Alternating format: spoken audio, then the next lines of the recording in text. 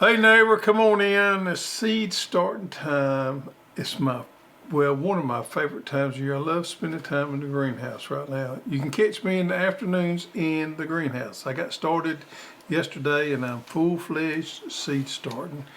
And we're going to be talking about some tips and tricks and maybe some things that you didn't know on some particular type plants on how to start them today.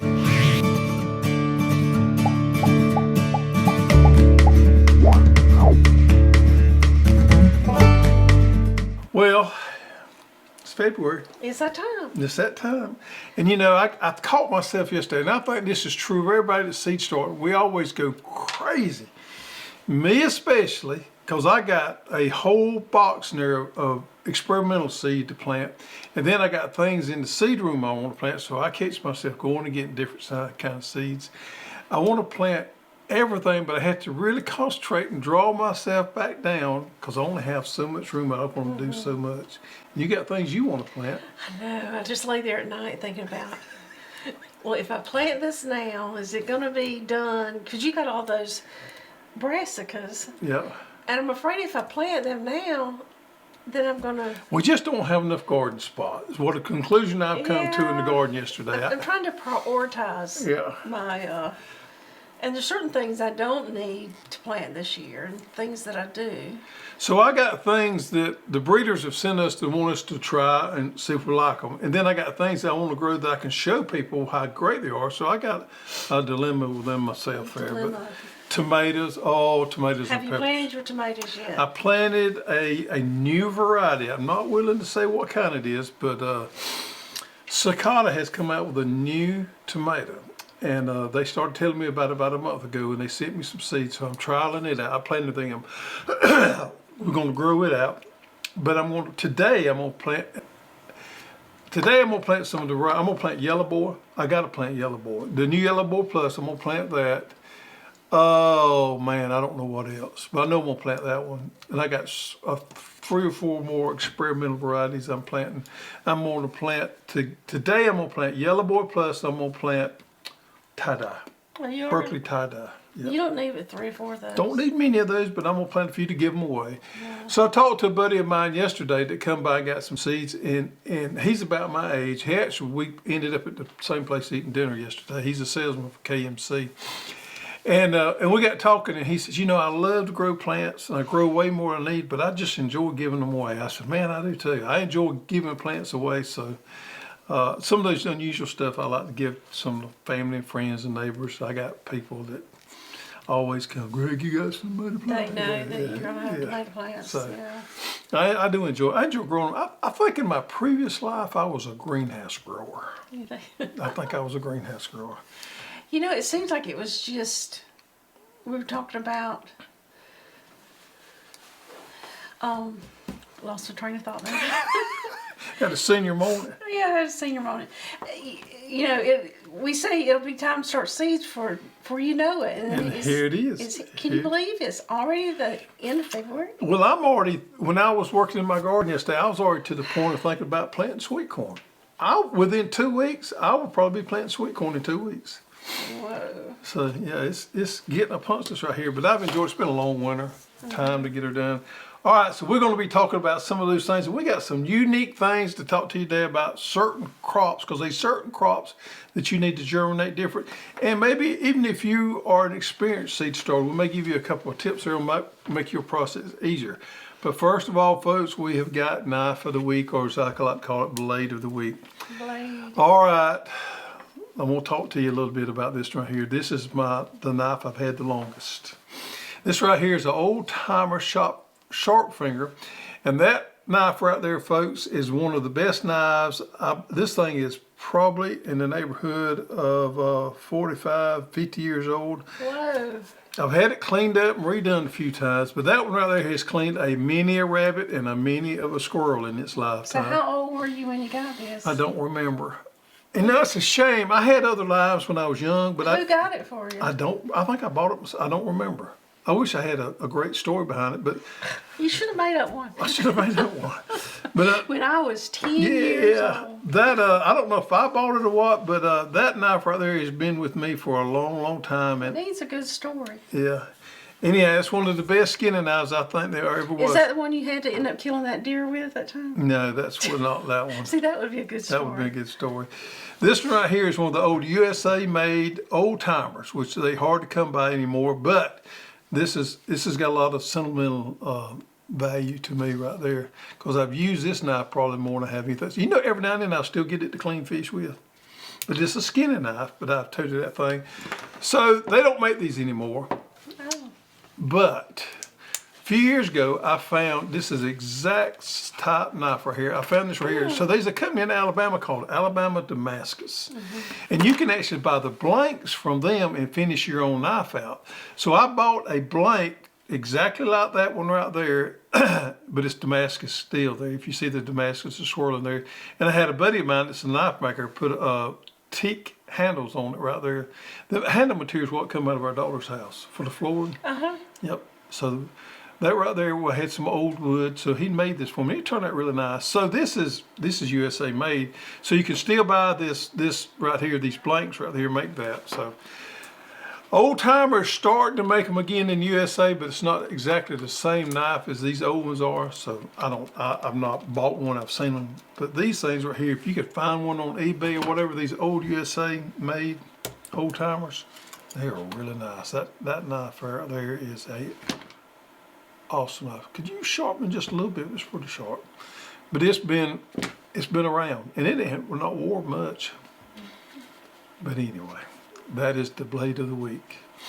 And I'm sure every fella out there my age older's got an old knife put back somewhere that he's got fond memories of. You know, the knife brings back memories of what we did. I can remember we used to rabbit hunt a lot, squirrel hunt, and I always toted this knife with me every time. All right, moving on. So what's you was out there working in the garden a couple of days ago pretty hard. What you got going on out there? You transitioning as well as me? Just, I guess, kind of been walking around thinking. Thinking, what am I going to do? Pulling weeds, sitting there thinking, you know, if I plant this, I need to go out there with a piece of paper and a draw out. Like we told everybody else to do. Yeah. Sometimes when I put it down on paper, it makes a lot more sense. I'm going to plant my potatoes this week. Got my potatoes laid out, cut. I got them dried out, chitted as we say. They're chitted, so I'm going to plant my tomatoes this week. I'm getting my corn spot ready. I've already got my place laid out for my tomatoes this year. Watermelons. We don't need as many as we had last year. We don't need as many, but you know how I am with tomatoes. Yeah. Also, I am planting something for you this year. No. I am planting a cantaloupe called Tasty Bites. We just got a huge shipment of Tasty Bites in, and that is a small cantaloupe, but it has more of a tropical flavor to it, kind of like a mango more than a regular cantaloupe does. Have you ever grew cantaloupe? I've grown cantaloupes, but I've never grown this one before. And the reason I've never grown many cantaloupes is because I don't like cantaloupes. I love cantaloupe. She loves cantaloupes, so I'm going to grow her a patch of Tasty Bites this year. They're small, supposed to be really, really delicious, never grown them before. We sell worlds of those things, and we just got a new shipment in, so I'm excited about that. I'm also growing the breeder wants me to grow a particular watermelon. I'm going to grow it this year and see if we like it, and if we do, we'll carry it for next year. So I'm going to plant me a patch of watermelons and you a spot of Tasty Bites. In the back there. Yeah. All right, so let's get into seed sorting. The first thing I want to show y'all, folks, is this right here. Now, this is something that we just got into a couple of years ago. Last year. I grew me a huge pot of this in a grow bag of this celery right here. And this is Tango celery right here. Oh, isn't that pretty? It's done well. And you know, one big grow bag of this is enough. Yeah, and you can eat the leaves on this too. I've noticed my stalks may not have gotten quite as big as the one in the grocery store, but we have cut and come again on this right here. Yeah. You cut it and it comes again. But I will tell you this, it's not near as stringy as what you buy in the grocery store. Look at there, as I say that, I'm gonna pull some strings out. I don't know if it's because we harvested at a younger age, I've harvested a bunch of it already. but it didn't seem to be quite as stringy, although I did pull some off of that. Yeah. So to grow your celery, it's pretty easy to grow. It can be challenging, excuse me. It can be challenging because it's hard to germinate. It's hard to germinate. The See here, seeds are folks, small. Tango celery. Okay. I didn't have any trouble growing this celery because I reached out to some professional growers. I got two friends that grow celery for the professional farmers. I reached out to them and got some insight before I started, and I'm going to share that with you guys today. Okay, this is what you do with Tango celery or any celery seed. You press it in at the top. You don't cover it very much at all. You can cover it with just a little bit of perlite, or you can not cover it at all. Just kind of press it in the top. But you don't want to plant it like you would tomatoes or peppers or other things like that. Also, and here is the really weird thing, it germinates at 55 to 65 degrees, which is just about unheard of, but it is the ticket to germinate celery. It takes about 6 days for it to germinate, so it's not a fast germinator, but don't give up on it. 55 to 65 degrees is ideal temperature for germination. So if you plant it shallow, keep it wet, and keep it at 55 to 60, and the higher the humidity, the better, but there's not a lot we can do about that. Sometimes if you can use a dome, that's fine. But you want a high humidity, but you don't want a very high temperature like you would with other things. And you can get them to pop up out of the ground there. And grow your own celery. Celery has been fun for me to grow this year. What size pot do you think I grew that in? Is that a 15 gallon? No, it's a 15 gallon. 15 gallon? Yeah. And we grew, for the two of us, we've grown plenty of celery. Yeah, and I've got some that was planted a little later. That's coming on down there. All right, another one that can be tricky is tobacco, folks. And I just picked up one of these. We got several different varieties. I just picked this Heritage Gold up just to let y'all know. I grew tobacco last year. We started carrying tobacco a couple years ago. It's fun. It's a novelty item to grow in the garden. I grew it last year. It's fun. Now, I didn't end up doing a whole lot with mine, but I just grew it. It's a great conversation piece. I think you could make a tincture out of it for insect stings or something like that if you like to smoke it, whatever, so be it. I don't smoke. You know, I had some down in the, what do you call it? We just threw back there. Just threw back there because it had extra plants and it was in the shade and it lasted up until that really cold freeze. Yeah, it didn't get as tall as what mine got, but it survived. No, but it had the leaves, it had the flowers. It was just pretty. Yep. And if I had an insect bite, I just went right down there and You got some off, and you had to get the juice out of it to put on the insect bite. But anyhow, tobacco seeds are another one of those that's hard to germinate. Here's the keys to it. You don't cover it up. Press it into the top. Don't cover tobacco seeds. Keep it misted, keep it wet. Now, you're going to germinate tobacco at about 85 degrees like you would any other vegetable, but the key there is to not cover it up and it'll come up. So, there's a couple things there that may help you on some of that. Now, let's talk about watermelon seeds, because watermelon seeds every year is a hard thing. Your regular seeded varieties are pretty daggum easy. Cover them. You can use vermiculite is what we recommend, but if you get in a pinch, you can use anything to come up with and you can get them up. Our sangria or our yellow dolls, any of those, man, they pop up real easy. When we get into seedless varieties, a totally different story. their seed is physiologically Oh, that's good. different. Physiological. You had to say it quick. Quick, you don't think about yeah. it. The seed is actually hollow. And it's a whole different dynamic Right. there planting those. Yeah, so there's some tricks to do this, and even with the tricks, it can be Yeah. hard I to had do. trouble last year, Yeah. even with the tricks, because the 2 weeks I did it, we had to leave for a couple days, and you just can't. You can't do it. You just can't. You got to kind of babysit it. Yeah, you want to cover it. Use vermiculite. Now, some of the growers tell Well, me. there's two keys to Okay, go ahead. it. Okay. Since you was successful with it, you go ahead. Right. First key is moisture. You've got to have just the right of moisture. Not too wet. Not too wet. If you can squeeze it and there's any water comes out of it, it's too wet, that hollow seed's gonna rot. So you don't water it until it germinates. Well, you water it the first time. You want your moisture in your soil, but you don't water it again and again like we would regular seeds. No, and you want to get your soil to the right temperature before you plant it, and the temperature is between 80 and 90 degrees. You want to wet that soil with warm water. There's the ticket right there, folks. There's Even warm when water. when you're germinating. And then when it pops up, then you'll start watering it again, but not a whole lot. Now, once it pops up, again, you can treat it like any other watermelon at that point. Yeah. But getting it to pop up. Yeah, get it pop up. But the temperature you need 80 to 90 degrees. Just say 85 degrees is a good medium there. And the medium, soil medium, you need a really light, not a heavy for it to push through. It needs to be light and fluffy. Plant at depth just like you would a regular watermelon and cover that vermiculite is the best way to do it. Yeah. Warm water, people, is the key. And I'm not talking about hot water, I'm not talking about cold water, I'm talking about pretty warm water. I'd say probably 95 degree water is going to be perfect there. And not only on watermelons, and I know it may be tough to do on some of these other things, but that is a good practice to do on most of your other things too. If you can, is to use that warm water to help pop them up. You don't want to use it on celery, but tobacco and all your vegetables and things like that, especially your warm season crops. I wouldn't necessarily do it on my brassicas, things like that, but your things like tomatoes and peppers and all that. If you can use warm water, that's Well, gonna help if you can't use warm, you talking about to water it or to start it? either way, both. If you can't do it to start it, wet your soil, put it on that seed mat a day before you plant, Great idea, and warm it up. and get everything warmed up to the temperature it needs to be. Yep.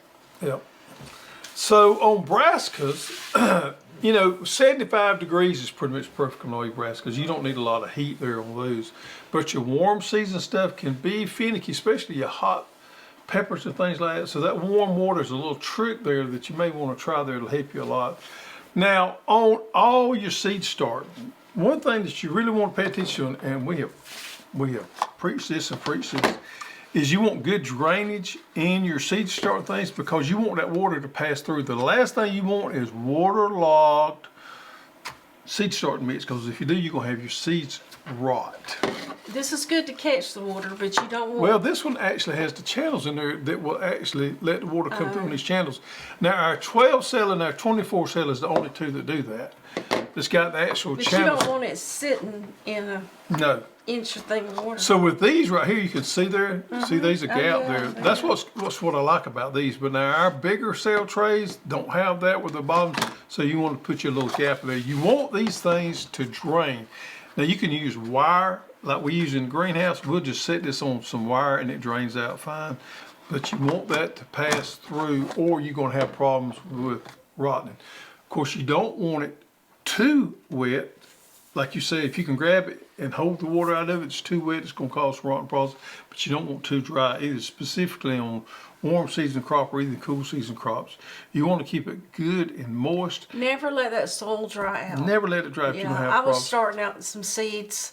Well, I was testing germination on them, and we were gone that weekend. Had them up here in the office for nobody to see, and they got dry one day, Yep. and that was the end of it. Yep, that's the problem with seed starting. You pretty much can't go out of town with you seed got starting. have somebody you can really depend on if you're gonna help you there. Yeah.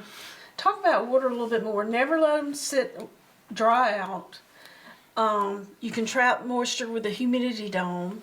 If you don't have a Well, and you can trap humidity with a humidity dome, Okay. which is really good. if you don't have a dome, you can take any plastic container, Anything. and Yeah. use it as a trap. You want 85 to 100% humidity if possible. That's gonna help your germination real quick. Peppers are one of the slowest things. Now my tomatoes normally pop pretty quick. Peppers can drag out and take a little bit long. Of course, we know celery and things like that. But as far as warm season crops, peppers normally test me more than anything else. But having that right humidity and temperature is going to help them And the pop hotter quick. pepper it is. The longer it the longer takes it for some takes. reason or another, yeah. Let's talk about watering on top versus on bottom. Bottom watering, which is all the rave. Well, is- when until they germinate, you need to water from the top. Need water from top. Until you start getting roots down here in the bottom watering is not a thing in my book because you got standing water. I'm not a huge fan of bottom watering anyway because it can cause problems. However, if you're going to be gone for a few days and you got to do it, it is possible to do a little bottom watering once you start getting roots down to the bottom so they can pull it up. But you just don't want to overdo it. And let's talk about this right here. Well, I got it on my mind. Your mother does this all the time, or Yeah. used to. She'll plant in something like this because it's the old school. Did we cover this on the road by road a week or so ago? She would fill this in with potting soil, and she'll go in there and just Plant her tomatoes. plant her tomatoes there. Well, she still does this, and I've talked to her, and she wants to go in there and tease them out with like a little. And look here, I was trained to do it the same way. We was. In horticulture class, that's the way we did it. We didn't know any better. But we would plant things thick, and once they come up, you would take a little metal thing and go in there and tease them out of there and pot them up. That's the way we used to do things. Folks, there's no need to do that anymore. But I think she just enjoys I know, but it's getting out there playing. damages them too much. Yeah. It takes too much time. Nowadays we have these sales. Plant you 2 seeds per sale and go in there and thin one out after it comes up. It makes life so much quicker and easier, and you don't damage those plants as you try to tease them out of there. But I get it. We used to do the same thing. Yeah. We didn't know no difference. Yeah. And talking about doing that, let's talk about how deep you plant something. So we had somebody call yesterday, and they had some cucumbers that hadn't came up in like 2 weeks. And we asked, well, how deep did you plant them? And it was like over 1 inch. Yep. And so we was telling them that was too deep. So I was reading, trying to help, and I came across and said a general rule of thumb is to plant twice, let me get this, I always heard it was twice once. as deep as the seeds are wide. Now you picked out a bean here, a fort hook. Now I would not transplant these. This is No, this would be direct seeded right direct there. seed, but I thought it was big. You could see the size difference. So you would want to, how deep does it say plant An inch, these? which would be about perfect. Yeah. The big seeds you want to plant an inch. Cucumber seeds I probably wouldn't plant, but a half inch. Half inch. Squash seeds, a half inch. They'll be fine. You might give out a little bit more on squash seed, but in a garden situation where you can pop them out of the ground, normally the shallower the better. Yeah. Oh, now we're getting into herbs. Yeah, into herbs. Now, some of the herbs, and I don't know if we can see this, how little those are. Most of the herbs are. And we do have a sheet on our resource page that says how deep to plant these herbs, if they need to be planted under the soil or on the surface. Most of the herb seeds you plant on the surface and press in. And just press in. Now, some have to be stratified. Yeah, so I planted some stevia the other day because we got a new candy stevia in it and I was wanting to grow real bad. So I went out and planted it directly, and I planted them in these, I wish I brought it in here. I planted them in these 12 cells right here, and I just pressed them in, water them, and you know they popped in just a matter of 3 days and come up. But I planted them directly on top. I took my finger lightly and just pressed them in. Yeah. So do you know what you're doing when you stratify something? Stratification, yes I do. What is it? Yeah. Stratification is the process of tricking that seed with cold temperatures. It's to mimic the natural cycle. So you want it to come up at this date. So 4 weeks is a good time to put it in the fridge, get those cold hours in, and then when you put it out there in that warm soil, it thinks, whoa, it's my time. I learned the stratification word probably 25, 30 years ago. You know why? Because we used to grow pecan trees, and we had to stratification was a process we used on pecans to get them to germinate. We would stratify them to get them to pop up a little bit quicker. So the ones I did last year, and I had some success and some failure. My passion flower, I never did get to germinate. That's on my to-do list. Lemon balm is one that you would need to do. To do what? To stratify. Stratify is the process of putting them in the freezer or refrigerator for a few days. Yeah. How many days? Is there a rule there? At least 4 weeks. Really?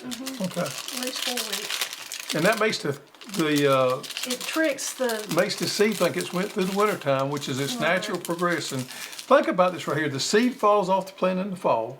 It lays there on the ground through the wintertime, and then it pops up through springtime. So if you put it in that cold temperature for 4 weeks and then bring it out, it thinks, wow, winter's over with now. It's my time. It's my time. I got to come up.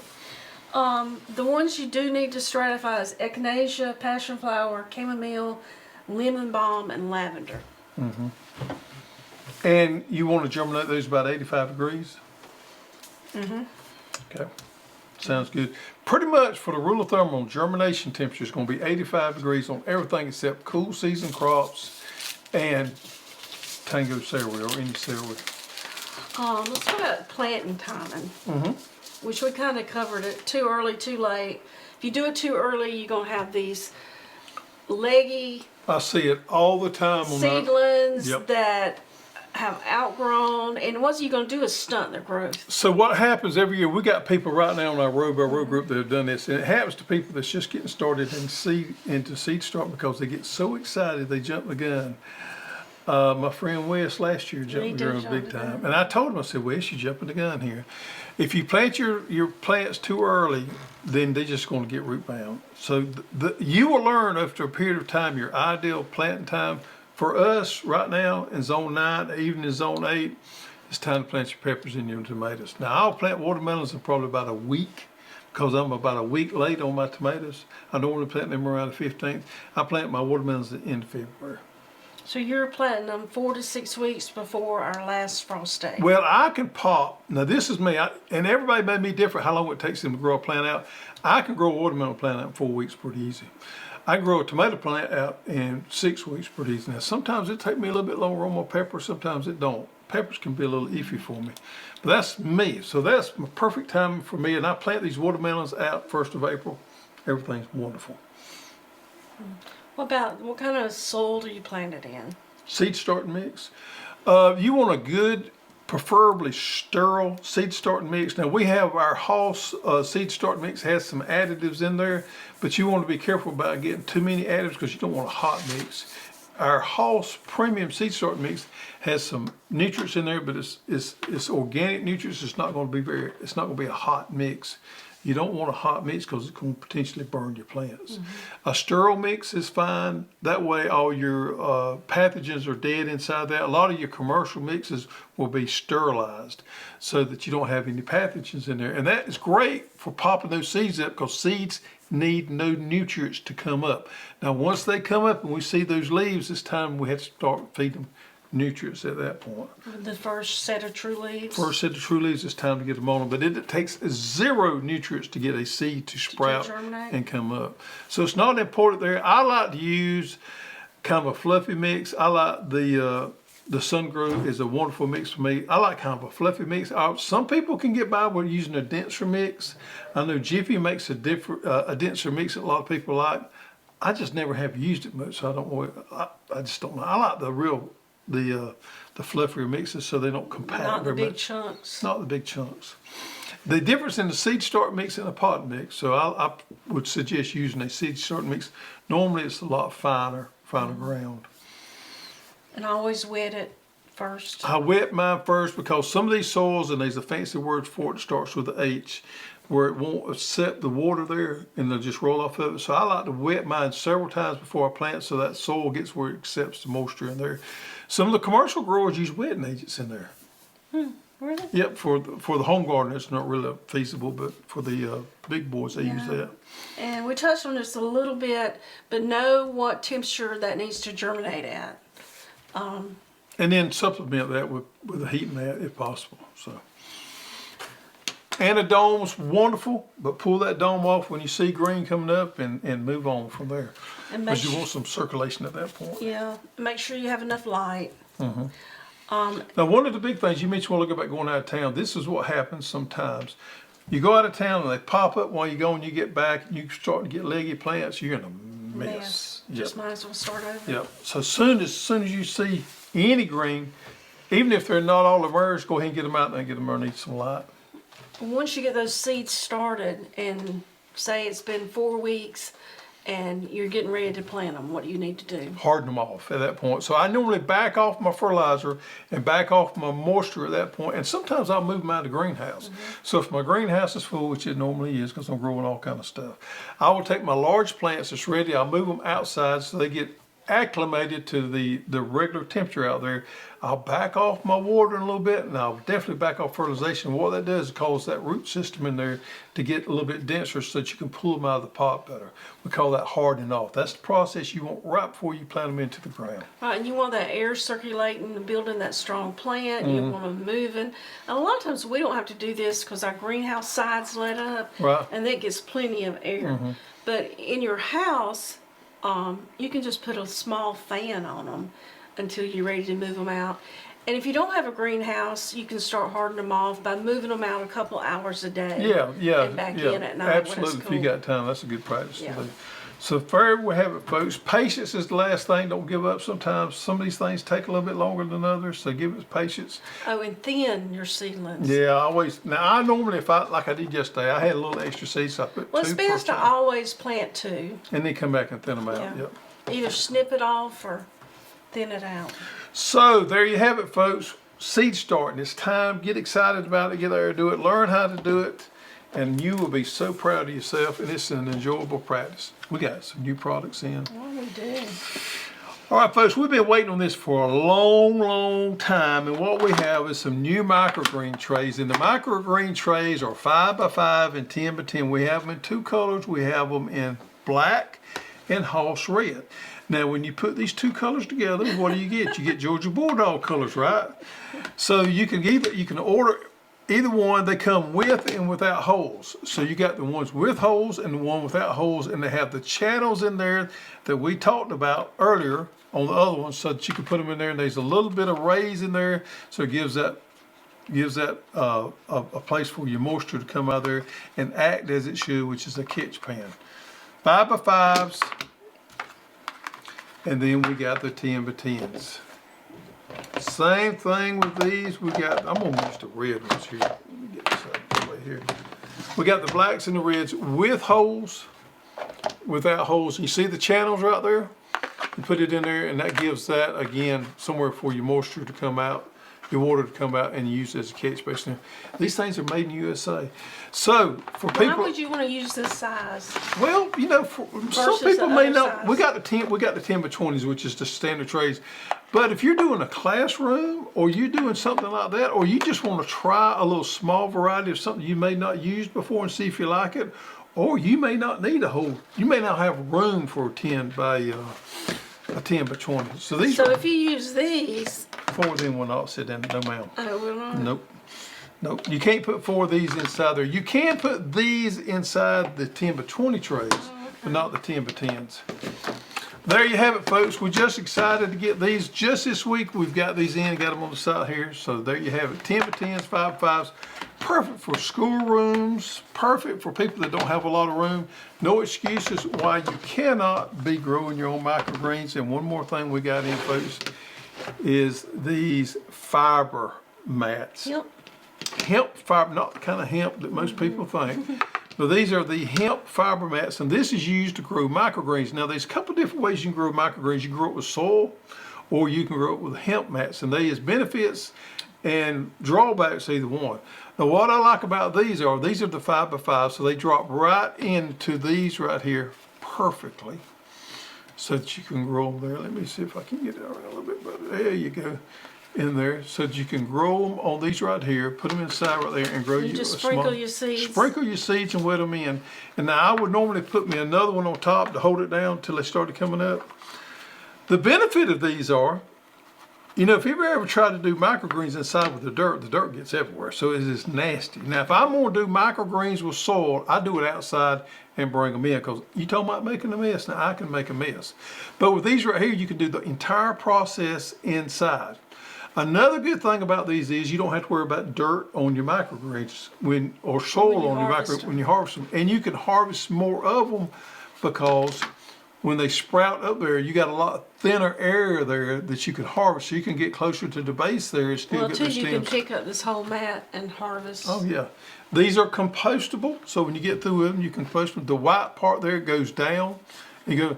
Now the drawbacks to these are they don't hold moisture as well as soil does. Soil holds moisture better, so you have to wet these a little more often, but they are cleaner. They're very inexpensive. They're nice to use. They don't make a mess, and perfect for indoor growing. Just keep in mind, you're going to have to. They come in this size? Yes, we do. You're going to have to water them a little bit more, because they do dry out more. So we have these in the 5x5. And we have them in the 10x20. This size right here is perfect for the 10x20 tray. They do not make this in that size right there. Just cut it in half. So take your pair of scissors and cut these in half, and you got the perfect size for the 10x10 there. But these here are made up in Canada right here. Perfect for somebody getting started, or somebody that's doing everything inside as far as growing microgreens there. Takes all the guesswork out of it. I like growing in soil. As far as the quality of the plant, I can't tell much difference in the quality of the microgreen whether I grow it in soil or these, but the soil does hold the moisture better. Besides that, make up your mind which one you want to use. I use both. If I'm growing outside, I will use the soil. If I'm growing inside, it's definitely the heat match for me. But we have them all on our website, so go check it out. Garden Spotlight of the Week is Miss Karen Smith. Yep, down in Zone 10, Florida. What did Karen grow? She has some collards. In her raised beds. Wow, look at there. Does she say, she don't say what kind they are, do you? No, she sent us 2 entries. I'm pretty. Hey, look at those onions right there. You know, onions grow well in raised beds. We got a neighbor that's growing them in those totes. He took those totes, you know what I'm talking about, and cut them in half. And he's growing a fine crop of onions down there. So thank you, Karen. Zone 10, collards and onions, and I'm sure she's going to be planting some spring crops. And old goat, folks. Old goat figurine is on set here somewhere. If you find it, put in comments below, and next week we'll have a drawing to see who the winner is. Last week's winner from the old goat drawing is Charlene Jutras. How you say that? Jutra. Jutras. Jutra. Charlene, send us your shipping information to Hoss Tools, cusserve@hosstools.com, and you will get a coveted pair of Get Dirty socks. All right. Thank y'all for joining us. Seed start time. Don't be ashamed. Even if you don't normally plant your seeds and you buy all your plants, I'd encourage you to start on a small scale, just something small. Start anything, but just get out there and get started doing it. I think you'll find it extremely rewarding. And let us know what your common seed starting mistakes are. Oh yeah, because In I'm the past sure or this sure year. that would help somebody. Yeah, something you've learned that you can pass on and help. Yep. Put in the comments below. Yep. Thank you. Get outside and get dirty.